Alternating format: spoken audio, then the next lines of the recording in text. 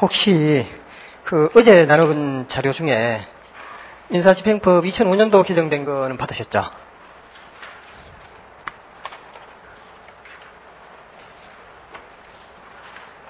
있지 않나?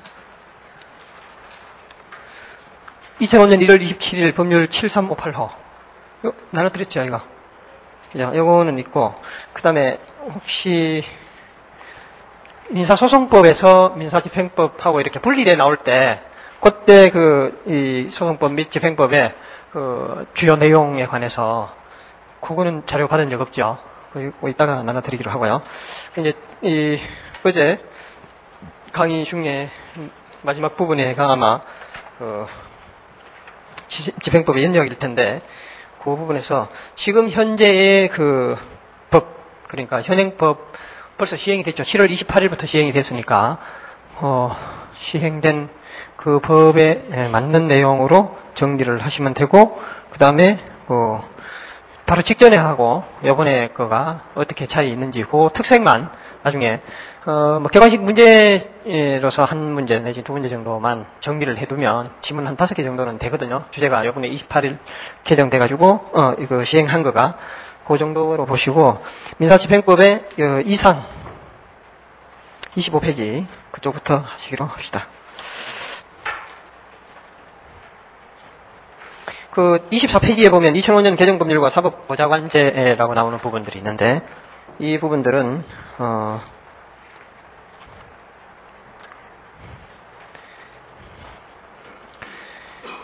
가장 중요한 것이 지금 어제도 말씀드렸습니다만은 집행관이 있고, 그죠? 크게 우리가 집행기관으로 대별을 하자면 집행관, 그 다음에 집행법원, 수소법원, 내지는 제1심법원. 하나 더 있습니다만, 여기 기타 집행기관 이런 식으로 여기 있는데, 이거는 별로 중요치 않고, 요 세 가지를 놓고 보면, 지금 여기에 집행법원의 업무, 그죠? 집행법원에 관할 사항으로 하고 있는 업무들이 누구에게 갔다고요? 판사의 업무가 우리 흔히 법관이라고 하기도 하고 판사라고 하는데, 이것이 사법보좌관에게 갔다. 그러니까 이 사법보좌관은 위에 판사와 사무관 사이에 특수한 하나의 직역이라고 보면 됩니다. 근데 이것이 공무원이고요. 또 집행관하고는 또 별개예요. 여기서 말하는 이 집행관은 우리가 가장 쉽게 집행관의 법적 지위를 딱 한마디로 표현하자면은 공무 수탁 사인 이렇게 이해를 하시면 됩니다. 공무를 수탁받은 개인이다. 그러나 그러니까 반관 반민의 어떤 그런 성격을 갖고 있고, 옛날에는 집달리나 이런 표현을 썼습니다만 지금 집행관으로 하고 해서 잘못하면 집행관에 위법한 그러한 집행행위를 하게 되면은 국가 배상의 배상법에 따르는 그런 손해배상이 가능하니까 공무원적인 성격을 갖고 있죠. 다만 집행관은 사인의 성격을 갖고 있는 거가 가장 핵심적인 거가 국가로부터 봉급을 받는 게 아니고 수수료 받습니다. 집행관은요. 수수료 받아가지고 집행관 4년 하면 이만한 건물 하나는 사겠죠. 그러니까 여러분도 집행관을 할 수 있는 사람이 됐으면 좋겠는데, 집행관은 지금 현재는 법원 사무관 등 이상 국가장 출신의 파워맨들이 이제, 노후 대책으로 그렇게 인사 적체를 밀어낼 때 집행관 자리 하나 주면서 나가라. 이렇게 많이 하는데요. 문제가 많죠. 굉장히 문제 많습니다. 왜 문제 많냐? 이거 오픈돼야 된다. 우리 교과서에서도 그런 얘기 있고, 여기 사법보좌관도 지금 법원 내부에, 그런, 사무관 등의, 또는 서기관 이상 사람들의 그런 걸로 해서 자리 하나 만들어져서 인사적체를 해소하는 그런 성격을 갖고 있습니다만은, 오픈돼서, 그죠? 오픈됐다는 얘기는 뭐냐면은, 이것도 하나의 전문적인 직역이고, 여기도 마찬가지 전문 직역이라면은 그 자격을 갖출 수 있는 그런 시험 제도로, 공채 제도로 바꿔야 함이 타당하는 거죠. 어쨌든 이 사법보좌관에게 넘어가는 것이 집행법원의 업무 직역 내용 중에 아주 특수한, 그러니까 변론을 거쳐야 되는 그런 케이스. 즉, 변론을 거친다는 얘기는 이당사자 대리구조고, 나중에, 판결로서, 우리 재판 종류 중에, 판결, 결정, 명령 이렇게 있다면, 그 판결로서, 조국적인 판단이 나가야 하는 그런 사항들만 몇 가지만 판사의 업무로 남겨두고 나머지는 다 사법보좌관에게 넘겼습니다. 우리 흔히 얘기하는 재산 명시라든지 기타 부동산 강제 집행에서 경매의 그 절차 진행이라든지 경매 개시 결정, 그 다음에 등등 하여간 부동산 집행에서 전 과정을 거의 99%를 사법보좌관이 그 업무로 하고 있고, 지금 현재 40여 명, 거의 50명 조금 덜 되게 사법연수원에서 지금 연수 중에 있습니다. 이 법원조직법은 7월 1일부터 시행이 됐고요. 그래서 이 7월 1일부터 시행하는 법원조직법 54조의 개정으로 인해서 이 사람들이 이제 단독 판사의 관할에 있던 업무를 이쪽에 많이 이관되어 있다. 그거는 왜 자꾸 제가 이 말씀드리냐면은 이쪽의 업무가 이렇게 온 건 아니다는 거예요. 혹시나 객관식이나 이런 지문에서 이 법관의 업무가 사법보좌관에게 이관됐다라고 했을 때 집행법원의 관할이 있을 거 아닙니까? 그죠? 이 집행관의 업무와 집행법원과 수소법원의 각 관할을 업무 범위를 다 분장을 시켜놨다고요. 분할시켜놨, 여기 지금 이제 진도 나가면서 살펴보겠습니다만 다 분할해놨는데 요 집행법원에 소속되어 있는 흔히 우리 얘기하는 단독판사의 그러한 업무가 사법보좌관에게 넘어가 있다. 그렇게 이해를 하시고요.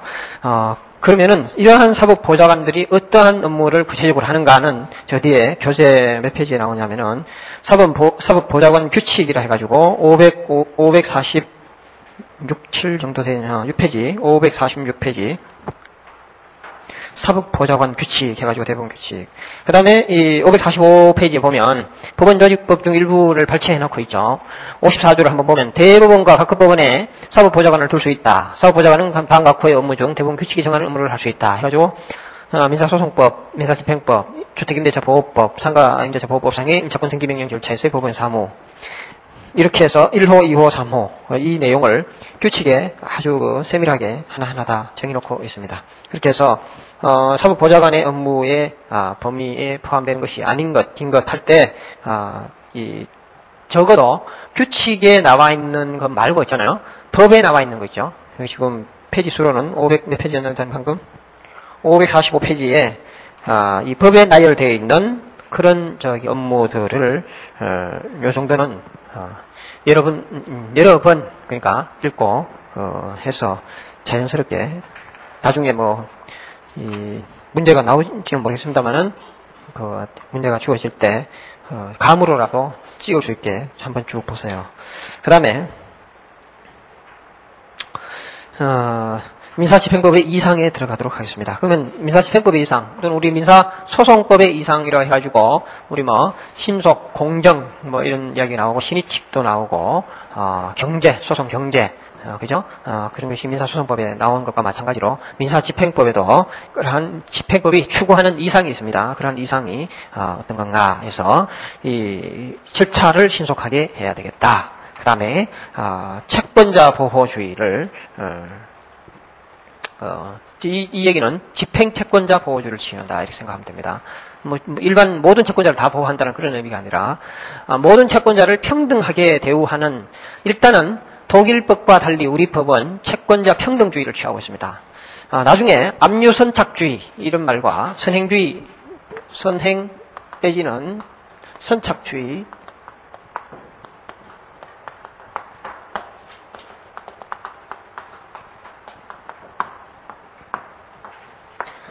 이 압류라는 말은 나중에 이제 국세기본법이나 지방재정법 이런 등에서 거기서는 압류선착주의를 취하고 있습니다. 그게 무슨 얘기냐면 나중에 공매와 경매의 구별을 관해서 좀 설명할 부분이 있을 겁니다만은 그때는 선착 먼저 칼로 찌른 사람 먼저 가져가는 겁니다.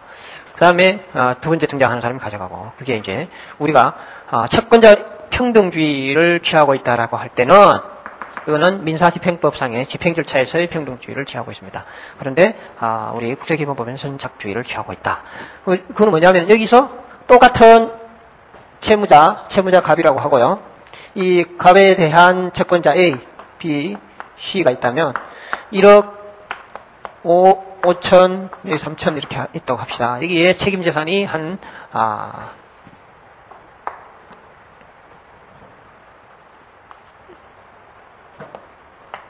이렇게 있다고 보면 여기에 재산이 한 1억 정도 있다고 봅시다. 그러면 이거를 평등주의를 취하면 어떻게 되나요? 얼마씩 가져가나요? 50%씩 줄겠죠. 그래서 여기는 5,000, 여기는 1,500, 여기는 1,000. 그렇게 가져가겠죠. 평등주의 안 분배당하니까 일반 채권자로 보고. 그러면은 선착주의는 얘가 1등으로 가서 돈을 받아내면 100% 만족. 남는 8천만 원에 대해서 이 사람들이 또 먼저 등장하는 사람이, 만약 1등으로 이 사람이 다 가져가 버리면 나머지는 가져갈 게 없는 거. 이제 선착주의냐 아니면은 평등주의냐. 우리의 민사집행법은 평등주의다. 자, 그거 하고요. 그게 이제 우리 민법에도 채권자 평등주의를 취하니 뭐 이런 말 나오는데, 거기 민법에도 또 다른 말이 어떤 말이냐면은 선행주의 내지는 선착주의가 있죠. 그 무슨 얘기 나오냐면, 이거는 집행 절차죠. 이것도 하나의 집행 절차고 이것도 하나의 집행 절차인데, 집행 절차에서 어떤 주의를 취하느냐의 이야기고, 우리가 민법에서 얘기하는 선행주의 내지 선착주의와 평등주의, 그거는요, 임의이행은 이거는 그죠? 선행주의가 지배를 하죠. 그죠? A, B, C, 이게 이제 민사 집행 절차가 아니고 A, B, C가 전화로 가백에 각각 돈 달라고 했는데, 이 사람이 임의로 이행할 때는 먼저 준 사람 끝이죠. 먼저 여기 돈 줘버리든 여기 줘버리든, 그거는 임의 이행일 때는 선행주의가 다 지배를 합니다만은, 일단 강제집행 절차 안에 딱 들어왔다면 뭐라고요? 평등주의다. 그런데 그 강제집행이 민사집행법에 의해서 절차를 진행되는 게 아니고 공매 절차, 그죠? 이 자선관리공사 있잖아요. 그 국세체납처분에 의해서, 우리 왜 그 행정법에 이런 이야기 나오죠. 독촉, 압류, 매각, 뭐 합니까? 도감, 매청, 우리 하자승계 논쟁을 하고 있죠. 하자승계 이야기를 할 때 이 절차를 하잖아요. 먼저 국세채권자인 그 세무서에서 돈 내놔라, 독촉하고, 그 다음에 압류하고, 그 다음에 매각하고, 그 다음에 비용을 청구를 하는 그런 시스템으로 되어 있잖아요. 그러니까 여기에 독촉 절차에 하자가 있는데, 그 하자가 그 다음 절차에 하자에 승계가 되느냐, 그죠? 그것이 하자 승계 문제잖아요. 물론 행정법 시간은 아닙니다만은, 여기에 잘못된 것을 트집 잡아서 다음 단계에서 소송을 제기할 수 있느냐, 이 얘기가 하자가 승계되느냐 이 문제입니다. 그런데 그 이야기, 행정법에서 이야기 나오는 그거를 초식으로 우리가 독암매청 이렇게 알고 있는 이 절차를 가만 생각해 보면, 누가 그걸 하느냐? 국가가 이 세금을 내놔라라고 독촉을 하겠죠. 일반 과세 의무자에게, 납세 의무자에게 독촉을 하면, 그 독촉을 해서 안 된다 이거요. 그래 독촉했는데 돈을 안 준다. 그러면 어디로 넘기느냐? 그 채권에 이 추심 권능을 자선관리공사 캠코, 거기에다가 추심 권능을 위임을 하든지 그렇게 하는 거죠. 그래서 체납처분에 의한 압류를 해놓고 넘기든지, 또는 압류하기 전에 넘기든지, 그렇게 해서 일단은 압류까지는 진행하고, 그 다음에 공매처분만 거의 대부분이 자산관리공사가 판다는 거예요. 그때는 이런 거예요. 대한민국과 똑같이 이제 갑에 대한 채권이, 대한민국의 국세채권이 있고요. 그 다음에 서울시세가 있을 거 아닙니까? 그런 지방세도 있고, 국세도 있고, 뭐 의료보험료도 있고, 뭐 이런 그가 있는데, 여기는 1,000만 원, 여기는 500만 원, 여기는 300만 원, 여기는 200만 원 이렇게 있다. 이런 채권자들이 있는데, 그때 갑의 재산에 대해서 이 세 사람 중에 누가 먼저 독촉하고 누가 먼저 압류하느냐에 따라 가지고, 압류, 예, 그때 이제 압류입니다. 압류를 누가 먼저 하느냐에 따라 가지고 이거 먼저 만족하고, 그 다음에 나머지는 또 후순위 또 압류 들어오는 그 순서대로 돈을 빼가는 거예요. 이 사람 재산에 대해서. 그것이 압류선착주의고, 지금 국세와 지방세는 그 절차, 그 법리에 따르게 된다는 거예요. 그런데 민사집행에서는 평등주의를 취하고 있다. 그래서 그러한 평등주의를 원칙으로 하되, 이러한 평등주의를 전 채권자에게 다 관철을 시키면, 생각해보세요. 가만히 있어도 안 분배당 받는데, 내가 뭐라고 시간도 없고 요즘같이 바쁜 세상에 내 돈 들여가지고 먼저 강제집행 절차를 진행할 필요가 있겠어요? 없죠? 안 그렇습니까? 나중에 배당에 참가하시오라고 법원에서 통보 오면, 그때 계산서 하나 떨렁 내놓으면 다 끝이야. 그죠? 자기가 뭐 법무사나 변호사 찾아다니면서 아쉬운 소리 해가면서 비용 내고 해가지고 그럼 진행할 필요가 없는 거죠. 그러한 집행채권자가 스스로 이 절차 진행을 액티브하게 그냥 끌어나가는 그런 거를 다른 일반 채권자가 무임승차하는 그런 경우가 있을 거 아닙니까? 그런 그 차등은 일정 정도 두자라는 의미에서 채권자 보호주의를 취하고 있다. 이렇게 이해를 하시면 됩니다. 무슨 얘기인지 아시겠어요? 여기서 채권자 보호주의라는 것은 모든 채권자가 다 평등하고 그 다음에 채무자보다는 집행채권자가 우선합니다만은 채권자들 사이에서도 액티브하게 나가는 사람들을 일단 보호를 해주자. 그런 의미에서 약간의 차등이 있다라는 거고, 그 다음에 그럼 구체적으로 내용을 보면 우리는 채권자 평등주의의 골간을 유지하였으되 그 내용을 대폭 수정했다 해가지고 악질 채무자가 가장 채권자를 등장시켜 배당 요구를 하게 하는 피해를 방지하기 위해서 배당 요구할 수 있는 채권자를 원칙적으로 집행력 있는 정보를 가진 채권자에 한정하기로 했다. 그렇죠? 배당 요구를 강제 경매를 한다고 봅시다. 갑이 을을 상대로 해서 돈을 피고는 원고에게 금 1억 및 언제부터 언제까지 이자 지급하라. 이렇게 판결을 받아가지고 을의 재산에 대해서 지금 아파트로 할까요? 아파트에 대해서 경매 신청을 했어요. 판결을 받아가지고 경매 신청해가지고 경매가 개시 결정되고 낙찰이 되고 배당 절차에 딱 봤는데 을의 채권자인 A, B, C 이런 많을 거 아닙니까? 그죠? 그런데 이 을이 진성의 채권자가 이렇게 많다면은 당연히 갑은 자기가 노력했는 그거에 나중에 집행비용은 우선 변제되니까 그 비용 까고 자기 안본 배당 받으면은 문제는 없을 겁니다만은 여기에 을이 C라는 사람하고 짜고서 그죠? 짜고서 이 채권자로 만들어놔요. 그 이제 어떻게 하느냐면 이 경매 절차에서 을은 계속 연기를 시키거나 또는 정지를 하거나 이 갑에게 우리 지금 현행법상 기한 유예를 변제 기일을 유예를 원인으로 한 그 집행 절차의 이 연기 있죠. 매각 기일 연기 신청 이것이 2번 정도는 받아들여지고 있어요. 그거를 이제 활용해가지고 여기 이제 갑에게 가는 거죠. 가서 내가 다음 달에 얼마 갖고 그 다음 달에 얼마 갖고 먼저 이자부터 갖고 이자를 더 얹어서 주겠다. 까지 말을 해가지고 절차 진행을 늦춥니다.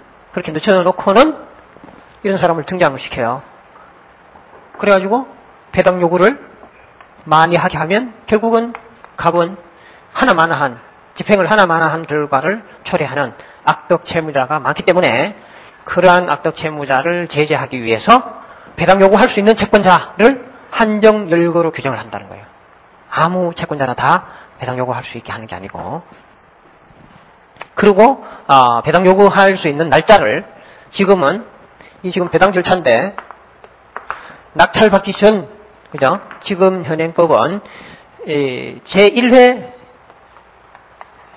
여러분 이제 이 집행법을 잘 공부를 하면 아마 지금 몇 명입니까?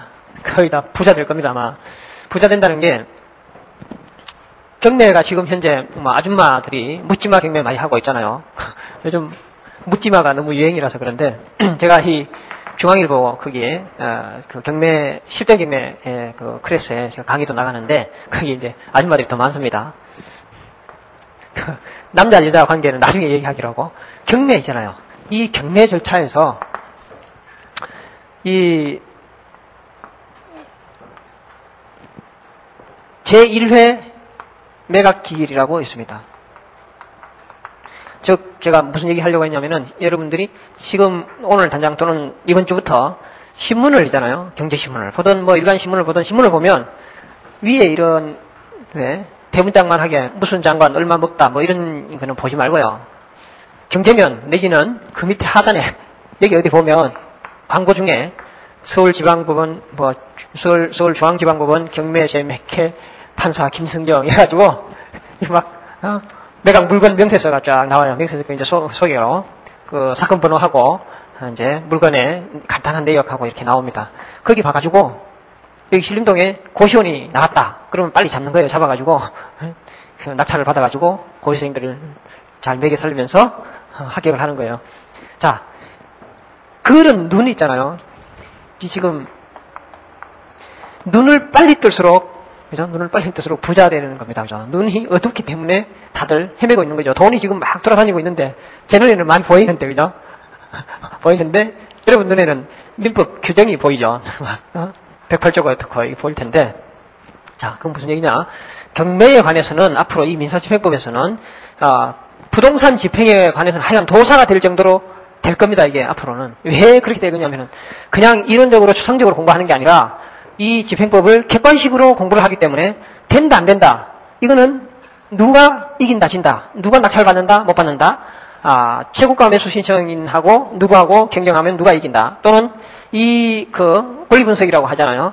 임차인의 임대차 보증금이 우선할 건지, 국세가 우선할 건지, 저당권이 우선할 건지 등등의 그런 배당 순위나 이런 것들을 집행법을 공부하면 그거를 또 객관식으로 공부하기 때문에 그냥 보면 답이 나와요. 요거 1등. 그거를 정확하게 빨리 분석할 수 있는 사람이 이 눈높이가 올라가는 거예요. 자, 앞으로 이제 이 과목은 실전적인 과목이라는 것을 염두에 두시기 바랍니다. 굉장히 실전적입니다. 실무적이고. 자, 제1회 매각 기일 전에 배당 요구 종기가 닥칩니다. 그리고 배당 요구를 여태까지 해야 됩니다. 배당 요구 채권자는 다만 배당 요구를 안 해도 배당을 해주는 채권자가 있어요. 누구게? 근저당권자 등 이런 사람들은 배당 요구를 안 해도 당연히 배당받는 사람입니다. 그 사람들은 이때까지 배당 요구 안 해도 된다고요. 그런데 이렇게 됩니다. 그죠? 배당 요구를 안 해도 배당이 되는 사람이 있고 배당되는 채권자가 있고 배당 요구해야 배당이 되는 사람이 있고 채권자가 있고 요구 자체가 안 되는 사람이 있고 채권자들이 그렇게 분류를 하면 됩니다. 나중에 이제 더 세부적으로 이제 분류를 해서 요 세 가지를 여기에 해당하는 사람 누구 이렇게 암기하고 있으면은 딱 답이 나오겠죠. 그런데 자, 배당 요구 종기가 왜 지금 설명하냐면은 지금 채권자 보호한다는, 특히 집행 채권자 보호한다는 그런 의미에서 보면 배당 요구 종기를 예전에는 이 낙찰이 확정되길 때까지 배당 요구를 할 수 있었어요. 그러면은 1회 유찰, 2회 유찰, 3회 유찰, 유찰이 계속되면 될수록 시한이 늘어지면 늘수록 여기에 자꾸 등장하는 인물이 어떻게 되겠어요? 많겠죠? 안 그렇겠어요? 그죠? 여러분, 여기다가 이 건물이 이제 경매의 대상이 됐다. 매각 물건으로 딱 등장했다면 그냥 깨끗하다면 빨리 팔릴 겁니다. 그죠? 그런데 누군가가 옥탑방을 짓다가 유치권 신고를 한 2억 정도 해놨다. 그러면 유치권 신고 해놨다고 딱 듣는 순간 이 낙찰 받으려고 하는 사람들이 매수 신고를 하려고 매수자 입장에서는 특히나 아줌마들은 깨끗한 아파트를 선호하지 법정지상권의 문제라든지 또는 세입자가 많아가지고 골치 아프다라든지 그 다음에 유치권 신고되어 있는 물건이라든지 이런 거는 어떻게 됩니까? 다 빠져나간다고요. 그러니까 상가 있잖아요. 얼마 전에 제가 27억짜리를 18억에 사줬어요. 유치권 신고를 해놓으니까 3회 유찰이 된 거예요. 3회 유찰. 그러니까 돈 있는 사람은 이 마진이 크죠. 그 무슨 얘기냐면 아파트 여러분 아줌마들이 돈 1억 들고 아무 돌아다니면서 여기 아파트 저기 아파트 많이 살려고 경매로 살려고 해봐야 어떻게 됩니까? 시가하고 비슷하게 사는 거예요. 경쟁이 치열하기 때문에 아줌마들끼리 경쟁하기 때문에. 그런데 아무도 안 쳐다보는 물건 있죠. 유치권도 있고 지상권도 있고 뭐도 있고 한 이런 물건은 아무도 안 쳐다보는 거예요. 근데 이 유치권이 가짜로 신고되어 있는 경우 유치권이 실제는 1억밖에 안 되는데 5억으로 신고된 경우 그런 거를 캐치를 해내면 가만 앉아가지고 돈을 번다니까 법무사나 변호사 할 필요 없다고요. 지금 이 변호사나 법무사들이 시행사나 또는 경매 전문가 한두 명 안 끼고 있는 사무실이 거의 없다시피 할 정도로 많습니다. 어쨌든 자, 이 배당 요구 종기를 제1회 매각 기일 이전으로 정하는 거하고 낙찰이 확정될 때까지로 하는 그 구법하고 지금 현재 신법하고의 차이는 이만큼 앞당긴 만큼 이해관계인이 등장할 숫자가 줄어들겠고 그 줄어든다는 의미는 노력을 해서 집행을 액티브하게 끌고 가려고 하는 집행채권자, 그죠? 그 사람의 이 역할 내지는 자기의 신뢰가 있을 거 아닙니까? 나는 이것을 경매에 붙이면 지금 여기까지 배당 요구했는 사람들까지 딱 보면 이 가격에 낙찰이 되면 나는 얼마를 배당을 받을 수 있을 거다라고 생각하고 거기서 더 밀고 갈 건지 스톱할 건지 판단을 할 수 있는데 이 계속 배당 요구 종기를 뒤로 밀어놓으면 누가 어떤 금액을 가지고 등장할지 알 수가 없다. 그래서 이 집행채권자는 신뢰를 가지고 경매 절차에 신뢰를 가지고 접근하기가 어렵다. 그래서 배당 요구 종기를 앞당겼어요. 앞당겨가지고 팔리기 전에 배당 요구해서 한 사람 다 등장하라 이거야. 예? 다 등장하면 이 채권자들의 총 채권액이 얼마고 매각 대금은 예를 들어가지고 감정평가액이 얼마니까 내게 들어오는 금액이 얼마일 거라라고 예측 가능하고 그 절차 진행을 잘 할 수 있을 거다. 그러한 의미에서 채권자 보호, 즉 평등주의를 수정하고 집행채권자를 보호한다는 의미에서 배당 요구 종기를 앞당겨뒀다.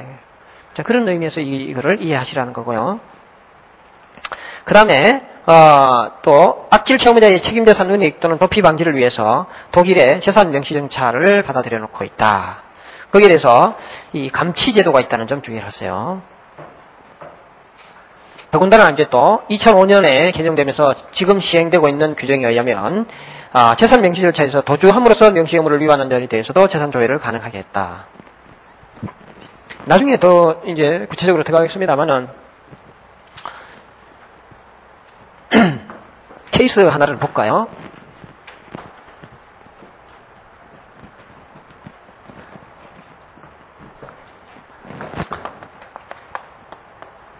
갑과 을 사이는 친구 사이입니다. 그래서 갑이 을에게 한 2억 정도를 꿔줬어요.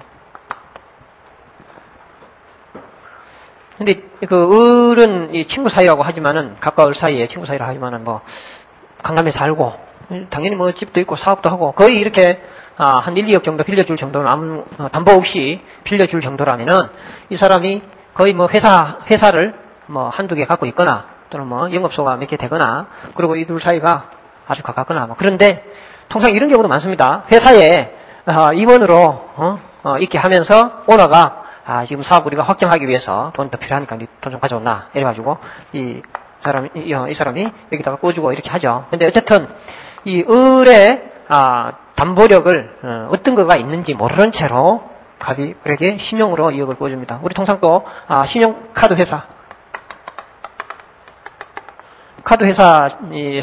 카드 발행해주고 이 사람이 이 카드를 가지고 물건 사고 뭐 자동차도 사고 이렇게 할 때 외상으로 사는 거잖아요. 그럴 때 여기서 이제 그게 이제 신용이죠. 신용으로 2억을 줬는데 을이 지금 이제 뭐 1년 뒤에 갚겠다 또는 뭐 3개월만 쓰고 갚겠다. 통상 그래 하죠. 거의 뭐 요번에 인천에 배가 들어오면은 뭐 갚는다 이러면서 이제 빌려갔습니다. 빌려갔는데 이게 이 사람 아주 점잖은 사람이니까 3개월까지 묵묵히 기다려주죠. 소문은 나빠지더라도 그죠? 소문은 안 좋긴 하죠. 안 좋게 의뢰돼서 소문 안 좋긴 하더라도 3개월 기다렸습니다. 보통 사람이 이렇습니다. 마음 약한 사람은 3개월 기다렸다가 또 이렇게 생각합니다. 돈 달라고 하기가 진짜 미안한데 그죠? 돈 달라고 하기가 미안한데 무슨 얘기겠어요? 그만큼 이제 믿으니까 준 거겠죠. 좀 더 힘든 상황이니까 좀 더 기다려보지. 그래 또 한 달 좀 있다가 4개월 좀 지나가지고 이 사람 보고 이제 좀 계좌 이체를 좀 해줬으면 좋겠다. 이 정도로 얘기하죠. 좀 갚아줬으면 좋겠다. 그러면서 무슨 얘기 하냐면 나도 급하다. 그죠? 나도 사정이 요즘 안 좋다라고 하면서 얘기합니다. 그럼 여기서 뭐라고 얘기했는지 아세요? 조금만 더 기다려라. 조금만 더 기다리면 이번에 대박이 하나 터지는 게 있는데 그때 한 1억 더 얹어서 줄게. 아니면 5천만 원 좀 더 줄게. 아니면은 뭐라고 하는지 아세요? 지금 있잖아. 예? 확실한 물건이 하나 있는데 5천만 원만 더 가져와. 거의 그래서 한 1, 2억 더 빨립니다. 물건이 빨린다는 얘기합니다만은 더 들어갑니다. 어쨌든 그래 되잖아요. 그래가지고 이 사람이 이제 돈을 안 줘. 그래서 이 사람이 돈 달라고 하루 이제 몇 번 얘기해가지고 내용 증명도 한번 보내보고 그래서 이제 됐어요. 사고는 터졌어.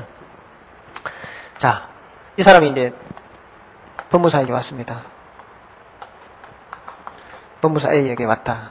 딱 보고. 그럼 을에 대해서 이 사람 딱 하는 두 마디밖에 안 합니다. 첫 번째, 돈 빌려줬습니까? 예, 그럼 이 영수증이나 또는 뭐 그런 소비대차 계약서 있냐? 없다. 그럼 뭘로 되어 있습니까? 계좌 이체해줬다.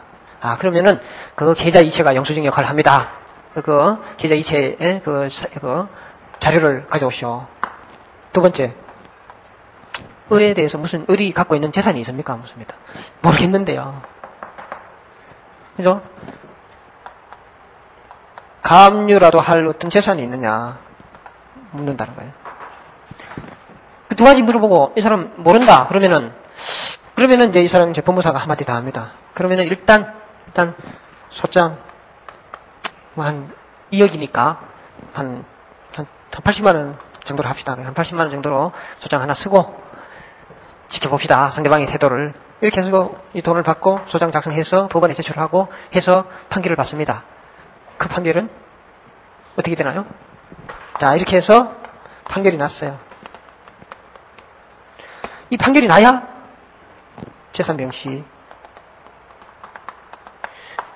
채무 불이행자 명부 등재, 그 다음에 재산 조회가 가능하다. 이 재산 조회보다 재산 명시 절차가 선행 절차입니다. 이걸 해야 이게 나옵니다. 바로 재산 조회할 수 있는 게 아니고. 그런데 피실 이 을은 소재기 전에 이러한 돈 달라고 몇 번 왔다 갔다 하는 그런 와중에 을 앞으로 되어 있던 재산들이 꽤 있었어요. 아파트 하나, 지방에 산도 하나 이렇게 있었다 이거예요. 이게 나중에 판결 받아가지고 보니까 다 팔고 없어요. 아니면은 다른 사람이 뭐 소송을 통해서 가져가 버렸다든지 뭐 이런 형태로 해서 없다. 이때 이 없는 상태에서 재산 조회를 해본들 뭐합니까? 뭐 의미가 없죠. 그러면 무슨 재산 있습니까? 그러니까 갑이 잘 모르겠는데요 했잖아요. 잘 모르겠는데요 했는데 이때 가압류라도 할 어떤 재산을 찾아야 될 텐데 이 상태에서는 채무 명의가 있는 상태라야 재산 조회가 가능하고 재산 명시 신청이 가능하니까 어떻게 됩니까? 이 제도는 집행을 원활하게 하기 위한 제도로서 부수적인 집행에 조력을 하는 그런 제도잖아요. 집행의 확실성을 기하기 위한. 그런데 제가 이 케이스에서 이 제도가 무용지물이 된다 이거예요. 그래서 등장하는 게 뭐라고요? 이 보전처분. 보전처분이 미리 해놓고 있으면 이 두 개가 빠져나갈 수가 없죠. 그죠? 빠져나간다 한들 그거는 무효, 상대적 무효니까 보전처분 하려고 합니다. 그런데 뭘 알아야 될 거 아닙니까? 이 을에 어떤 재산이 있는지를 알아야 부동산에 대한 가압류를 하든 또는 동산에 대한 가압류를 하든 뭐 자동차 가압류를 하든 채권 가압류를 하든 뭘 할 텐데 모른다 이거예요. 제도적으로 그거를 알려주는 제도가 없습니다. 무슨 얘기인지 아시겠어요? 그럼 결국은 뭡니까? 이 제도는 어떻게 보면 이 형식 구색 갖추기에 불과한 그런 제도에 불과한 그래서 실용적이지 못하다. 그럼 하자면 어떤 단계에 가야 되냐? 2단계 그죠? 보전 처분을 하기 위한 보전 소송을 하기 위한 2단계에서 이 사람의 재산을 조사할 수 있는 그런 제도적 장치가 마련되어 있어야 된다. 그런데 지금 신용정보회사였죠. 신용정보회사에서는 기관, 즉 기업체죠. 특히 이제 은행, 금융기관의 채권으로 금융기관이 신용정보회사에 의뢰를 하는 사건에 있어서는 수수료를 받고 재산조사를 해줍니다. 그런데 개인 채권자죠. 개인 간의 채권자, 채무자 관계에서 신용정보회사에 의뢰를 해봐야 그거는 편법이라는 거죠. 안 된다는 거예요. 그러니까 법적으로 양성화되어 있지 않은 그런 겁니다. 자, 지금 만약에 그런 형태로 보전처분 단계에서 이 사람의 재산을 조사할 수 있도록 하는 제도를 입법하는 순간 그는 뭐가 좀 더 찜찜합니까? 위헌. 그죠? 사유재산권의 그 정보가 노출되는 것이 남용될 우려가 있죠. 그렇죠? 뭐 거의 가라로 내지는 법무사나 변호사의 이해관계 사실 증명이라고 하는 그 이상한 종이 쪽지 하나로 전 국민의 재산 조사를 다 하고요. 저 사람 이건희가 어디 무슨 땅을 얼마나, 전두환이가 얼마나 또는 그런 개개인의 재산 조사를 이런 관계가 채권 관계가 명확하게 등장하지 아니한 케이스에도 적용을 한다면 개인 사생활 내지는 사유재산권의 보호에서 굉장히 침해 소지가 있어서 하기가 너무나 곤란한. 그래서 이 엄격한 요건 하에 할 필요는 있죠. 그런데 현행 제도와 같이 판결을 받아야 이거 할 수 있다. 이거는 그냥 총리의 거의 있는 페이퍼 룰이라고 생각하면 됩니다. 그런데 여기서 그나마도 지금 실무적으로 봤을 때 효력이 있는 거가 한 판결 받아놓고 있잖아요. 한 10년쯤, 9년쯤 방치한 케이스 있잖아요. 그럴 때는 이게 약발을 받더라는 거예요. 무슨 얘기인지 아시겠어요? 뭐 한 1억 정도 옛날에 빌렸는데 그때 회사가 부도나가지고 안 좋았다가 이제 자기도 이제 재기를 해서 성공한 사람들이에요. 그런데 재기해서 성공한 사람들은 주로 거의 어떻게 하나요? 자기 이름으로 부동산이나 뭐 이런 걸 잘 안 사죠. 안 사는데 그게 일정 수준을까지는 타인 명의에 의해서 가족이나 뭐 일가 친척의 이름으로 명의 신탁을 해놓는 그런 방법이 있습니다만은 그 일정 한도를 딱 넘어서면 결국은 자기 앞으로 할 수밖에 없죠. 친인척이 배신 때리는 경우가 얼마나 많습니까? 그죠? 그게 뭐 1, 2억, 3, 4억, 10억, 20억 정도는 그런 형태로 숨길 수 있습니다만은 기업을 하다가 재기를 하면 몇십억 단위를 넘을 수도 있고 또는 뭐 개인이 몇십억 단위를 넘는 그런 정도만 돼도 다 그것이 노출되게 돼 있어요. 한 10년 정도 지나면. 그럴 때 옛날 판결문 가지고 이걸 한다고요? 하면 제가 실무적으로 경험을 했어서 말씀드리는데 제일 두려워합니다. 그 사람들이 재산 명시하는 거를. 이제 재기해서 그 숨겨놓을 대로 많이 숨겨놓고 있는데 잘못 숨겨놓았다고 그게 발각되는 순간 자기는 빵을 사야 돼. 빵. 밤치. 그죠? 그렇게 되니까 뭐 옛날에는 진짜 무너졌다고 생각할 때는 어떻게 돼요? 그 뭐 잠시 갔다 오지 이런 생각이 있는데 지금은 이제 배부른 상태에서는 그게 두려워지는 거예요. 그래서 이 신청이 딱 들어가니까 바로 현찰이 오더라는 거예요. 무슨 얘기인지 아시겠어요? 그런 그 이제 특수한 경우만 실익이 있지 실질적으로 무너져 있는 사람들에게는 아무런 효과가 없습니다. 그래서 그나마 이런 제도가 있다라는 정도로 해서 재산 명시 절차를 두고 있는데 이 재산 명시 절차에 그동안에 또 맹점이 하나 있었습니다. 뭐냐? 채무자에게 송달이 돼야 됐어요. 송달돼야 됐었다니까? 이 송달이 안 되니까 이 재산 명시 이게 안 되는 거예요. 재산 조회. 그게 안 되니까 이 이제 지금 판결 받은 상태에서 채무자는 거의 다 어떤 상태에 있습니까? 망해가지고 유랑을 하고 있는 상태에서 송달된다고 하는 거는 거짓말이죠, 그죠? 그 재산 명시 아무리 하라고 명령서는 나가도 송달이 안 되니까 아무것도 안 되는 거예요. 그래서 결론적으로 얘기하면 그런 사람들을 이런 도주한 사람으로 봐서 도주자들이라고 봐서 그러한 경우에도 도주함으로써 명시 의무를 위반하는 자에 대해서도 조회를 가능하게. 그러니까 재산 명시 의무에 위반이 있게 되면 또는 그 명시가 적정하지 못하다고 판단되면은 직접 재산 조회를 할 수 있도록 하는 절차로 넘어가는데 지금 도주 중인 채무자에 대해서도 그쪽으로 넘어갈 수 있도록 해주는 제도가 2005년부터 시행이 되고 있다. 조금씩 강화가 될 겁니다. 이 분야에 있어서는. 그 다음에 강제경매에서의 그 채권자 보호는 이런 이제 뭐 호가경매나 이런 절차에서 이게 기일만 오래 끌고 안 팔리는 거를 해결해야 될 거 아닙니까? 그래서 1기일 2회 입찰 제도도 도입을 해놓고 기간 입찰 제도도 도입을 해놓고 있습니다. 그거는 이제 기간 입찰, 이제 기일 입찰을 원칙으로 하죠. 기일 입찰이라는 거는 또 이 기일 이 말을 또 잘못 해석을 해가지고 여러분 소송에서 기일이라 하면 어떤 날을 말합니까? 변론 기일이다. 2005년 8월 10일 오늘 수요일이죠. 8월 10일 중앙지방법원 재법정 10일 오전 10시 백호 법정이라고 봅시다.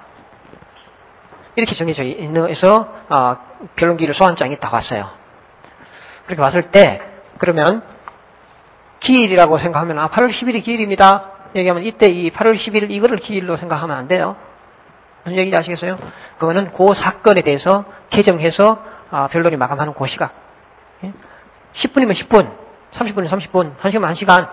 요 사건 2005 가단 100번 사건 있잖아요. 요 사건을 이 날짜에 몇 호 법정에서 개정을 하는데 그 개정하는 그 시각에 판사가 그 사건을 심리하는 그 상태를 기일이라고 얘기하지 특정 8월 10일 날을 기일이라고 생각하면 안 된다. 이거는 자연적인 시간적인 그런 개념이 아니고 변론을 여는 이 심리 과정상의 일정 시각, 그죠? 시간 정도를 기일이라고 생각해야 된다.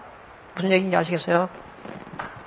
그렇게 생각하시고, 자, 기일이라서 이 기간 입찰제도, 기일 입찰, 먼저 기일 입찰인데 1기일 2회 입찰제도 새로 채택했다는 얘기는 1기일 한 기일로 잡아놓고 2번 이 봉투를 넣는다 이렇게 생각하면 됩니다.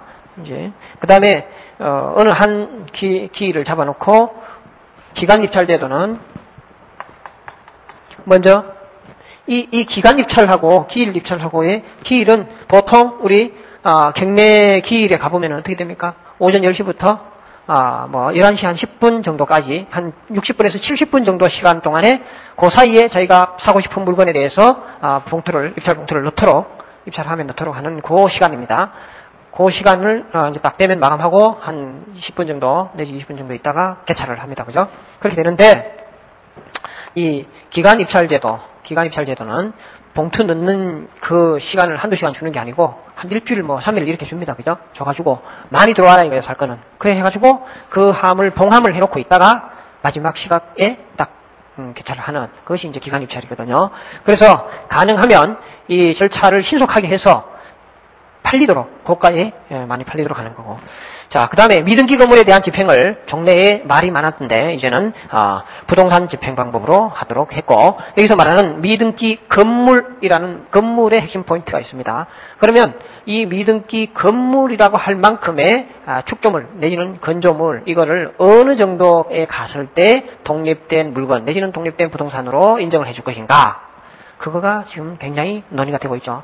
자, 땅은 그 자체로 부동산입니다만은 건물의 경우에는 본질상 어떻게 되나요? 동산에서 부동산으로 화하고 있는 거죠. 그죠?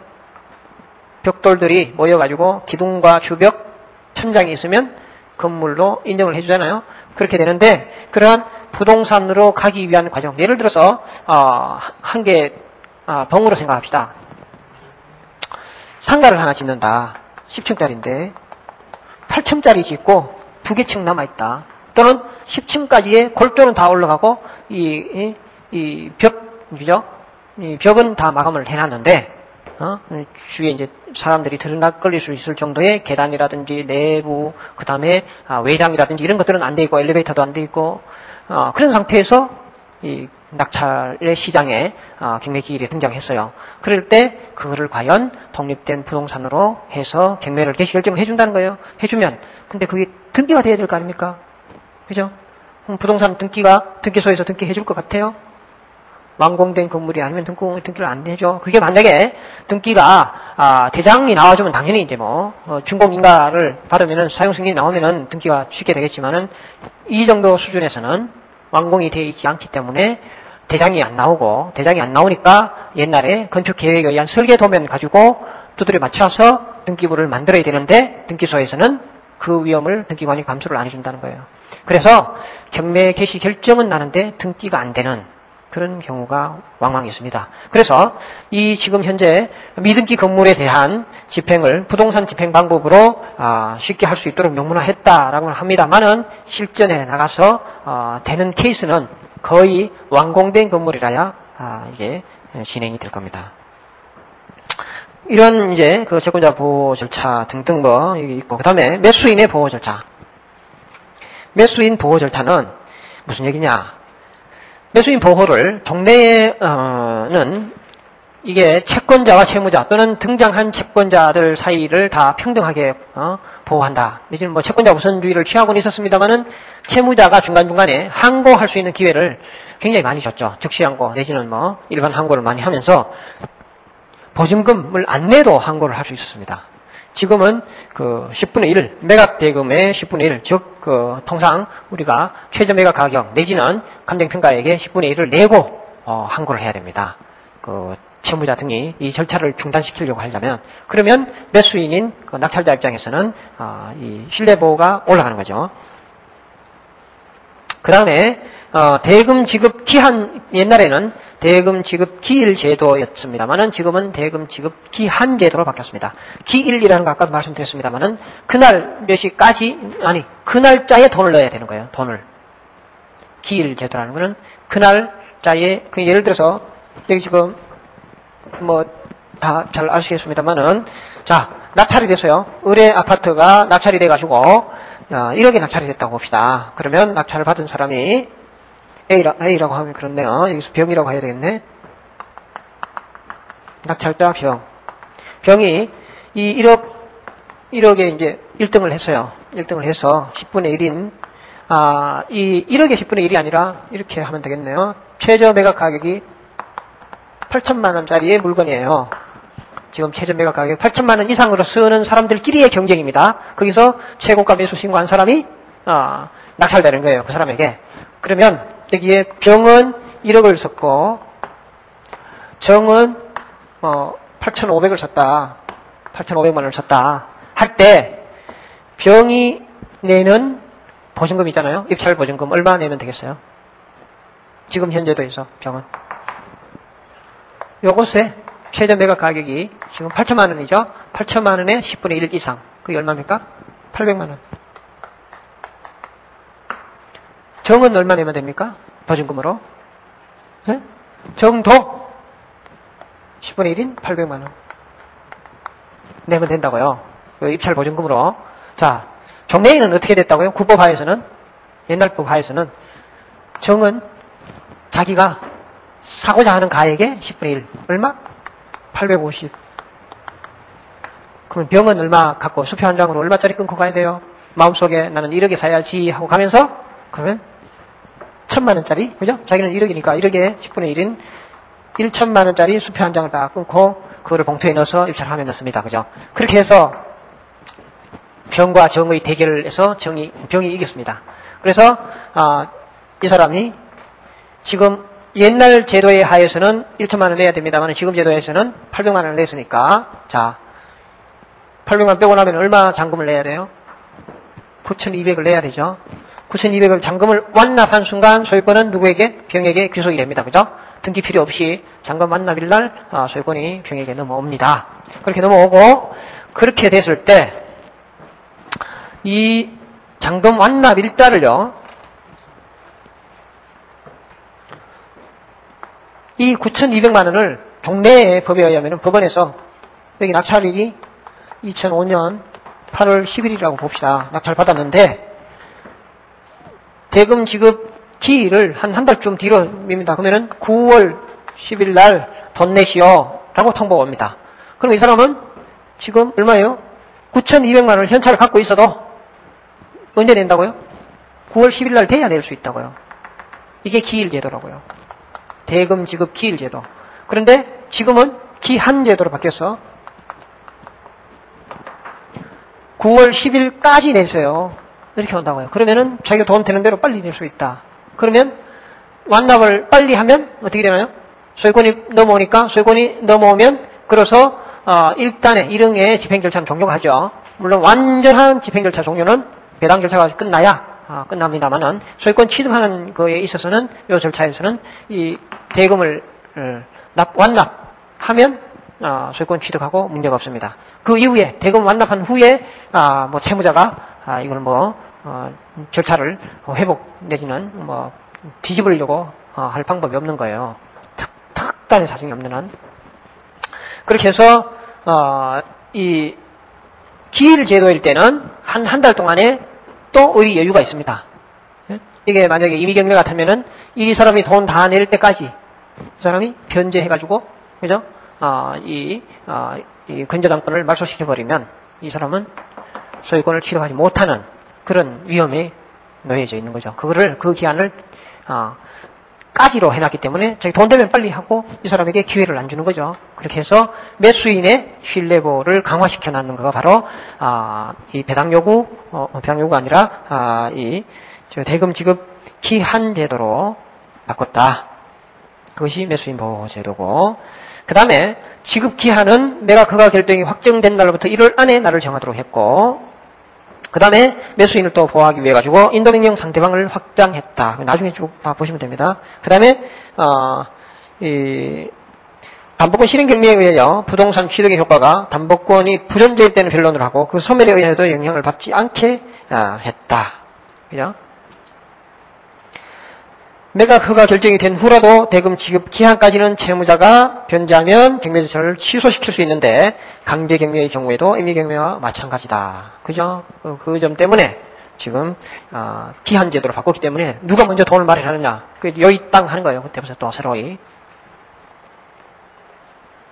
이게 여러분 그 금액이 뭐 한 1, 2억 내지는 뭐 몇 천만 원 정도 수준에 가지고는 돈을 웬만하면 구할 수 있잖아요. 아무리 이제 물론 뭐 서민들은 100만 원 가지고도 어려운 지금 시절입니다만은 그래도 뭐 그 정도 자기 집 하나를 날리느냐 안 날리느냐 이 단계에 있는 사람은 급전으로라도 어디서 꿀 수 있는 그런 거는 있잖아요. 있으니까 그 요이 땅 한다는 그런 의미인데 그 단위가 있잖아요. 또 그리고 그 정도 1, 2억 정도 되고 더 이상 안 되고 하니까 날리는 거 아니겠어요? 재산 날리고 이러면은 이제 구조 받을 때는 웬만큼 다 받아봤다는 얘기고. 그런데 단위가 있잖아요. 50억, 100억, 500억, 800억 이래 넘어가는 물건들이 강남에서 나오고 있는데 이런 물건들은 제가 말씀드렸듯이 이게 요이 땅이라고 하는 얘기가 누가 PF를, 즉 누가 어느 금융기관을 빨리 설득을 시켜내느냐에 따라 가지고 그 재산을 지키느냐 아니면은 날리느냐 그런 문제들이 있습니다. 그거는 그야말로 지금 피를 말리는 그 시간들이죠. 그게 지금 경매를 하여간 나중에 또 열심히 해보시고 재미가 있습니다. 경매를 해보면 재미가 있고. 그 다음에 채무자 등의 보호는 또 어떤 규정들이 있느냐 보면 초과 압류나 무잉여 압류를 금지시킨 그런 것들을 보면 되겠습니다. 그 다음에 세법에 의하면 압류 금지물의 범위를 확대했고요.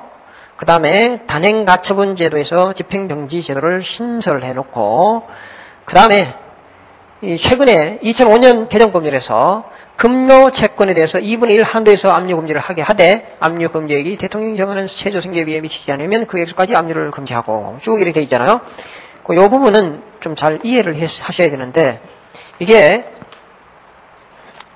민사집행법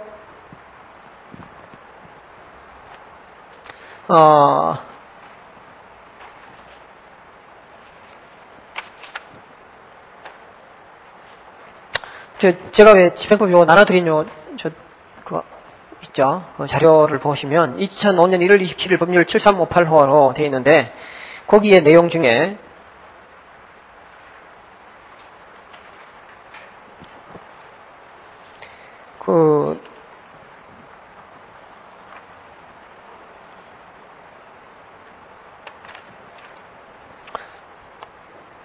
주요 내용에 가, 나, 다, 라에서 쭉 보시면 다합을 한번 보실까요?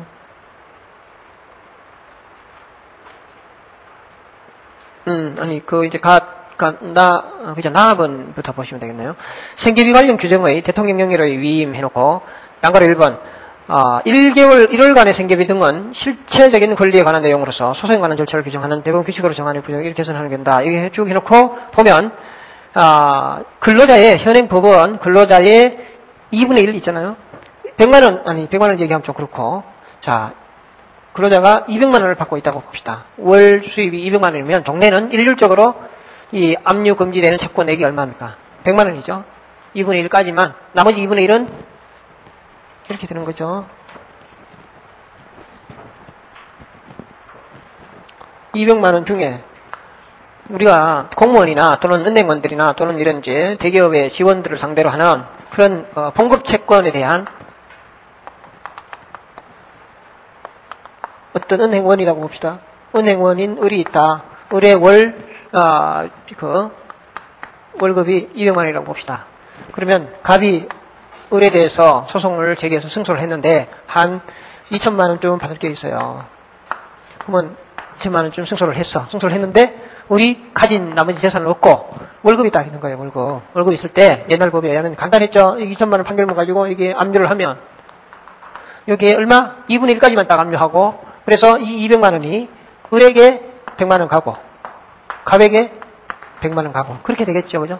그렇게 예전에는 이제 됐는데 이 무조건 2분의 1이 아니라 을 측의 사정을 봅니다. 즉 도시 근로자의 최저 생계비가 4인 가족 기준 여기 이제 3인 가족 기준이면 3인 가족, 4인 가족이면 4인 가족 기준의 최저 생계비가 얼마냐. 그 최저 생계비가 예를 들어서 120만 원이다.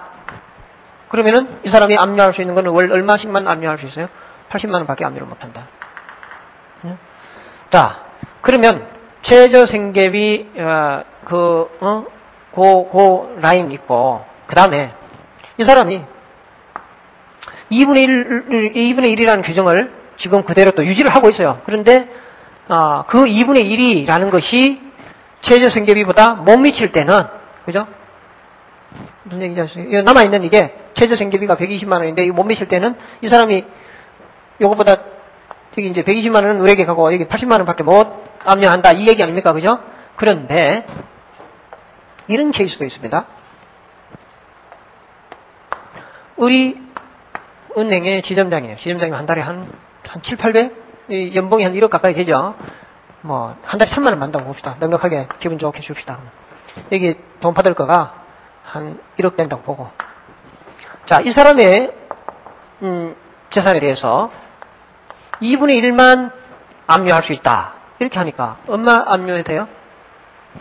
그죠? 2분의 1이라는 원칙은 그대로 아직까지 살아있다니까? 그렇기 때문에 얼마 돼요? 500만 원까지 밖에 안 되죠. 그래서,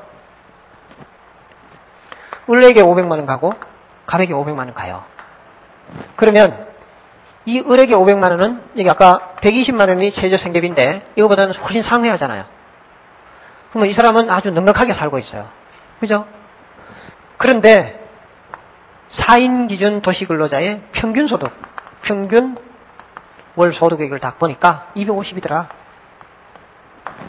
그러면 이 250보다 상회하는 부분이 여기 250이죠. 그죠? 250 숫자가 좀 그렇다면 300으로 할까요? 반반 하니까 어느 쪽인지 모르겠죠. 자, 요거는 최저생계비예요. 최저. 네? 그런데 평균 생계비가 있다니까. 평균 그걸로 보니까 300만 원이더라 합시다. 평균. 그러면 요까지만 요 사람에게 남기고, 즉 300만 원만 남기고 나머지 200만 원을 더 이쪽으로 옮겨줘도 이 사람은 생존에 지장이 없고 자기가 그동안에 살아가는데 아무 지장이 없는 거예요. 300만 원이면. 그래서 결국은 여기에 200 추가로 가고, 여긴 700으로 가고, 여기는 300만 원만 갑니다. 압류를 얼마까지 할 수 있다고? 700까지 할 수 있다고요.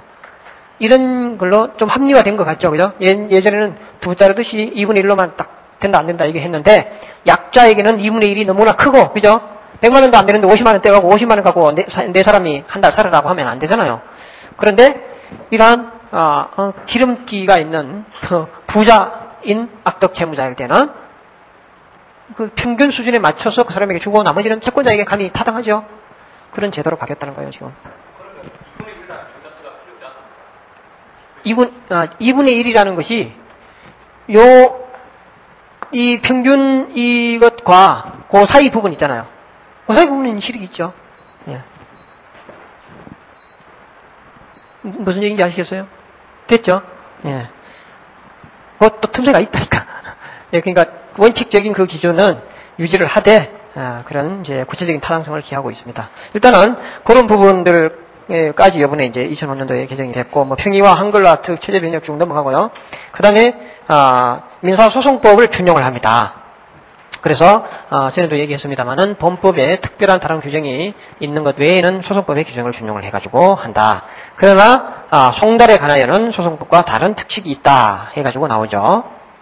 그게 이제 중간 패러그래프에 나오는데, 첫 번째가 채무자가 외국에 있거나 있는 곳이 분명하지 않을 때는 송달 통지를 생략할 수 있고, 또는 외국 송달의 경우에 송달 장소 영수인 신고 의무 제도, 주소 변경의 신고 의무 등등을 두고 있다. 네, 그 정도 하고요. 그 다음에 이제 33페이지에 다른 절차와의 구별과 기준 원칙 이런 것들을 보면서 오늘 진도는 78페이지로 잡고 있습니다. 78페이지까지 한 10분 쉬었다가 하고요.